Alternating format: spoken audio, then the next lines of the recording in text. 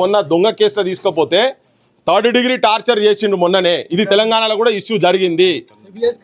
Habeas corpus petition వేసిన తర్వాత తన దొరకబట్టి మళ్ళీ బయటికి తీసుకొచ్చిండ్రు. ఇది మాకు ఆల్రెడీ ఒక అనుభవం తన మీద దొంగ కేసుతో జరిగింది. ఇంకొక దొంగ కేసు పెట్టి మళ్ళీ ఒక జర్నలిస్ట్ని ఇక్కడికి తీసుకుపోయి మీరు ఏం చేస్తారో తెలియదు. ఆయన పోయి తీసుకుపోయేటప్పుడు ఆయన ఇంట్లో తుపాకీ దొరికిందంటాడో బాంబు దొరికిందంటాడో మాకు ఎరకలే కదా. మీరు సంపద బాధ్యత ఏంది? మాకు ఆ పదం అన్నాడా లేదా చూపింది అంతనే. ఎర్రి డాష్ అనే పదము వీడియోలో ఎక్కడుందో మీరు చూపించండి. మేము వెళ్ళిపోతాం. మాకు ఓపెన్ ఫేక్ ఎఫైర్ ఎట్లా ఇంత మంది ఉన్నారు, ఆడవాళ్ళు మొగలు అంత మంది చూస్తున్నారు కదా. మీరు అందరూ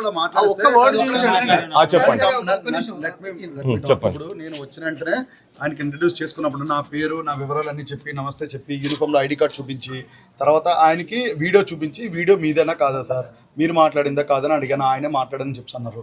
కాకపోతే నా వర్షన్ వేరే సార్, అందులో మీరు అర్థం చేసుకున్నది వేరే అని ఆయన చెప్పారు. ఆయన మాట్లాడింది ఏంటంటే నేను ఇంకో వేరే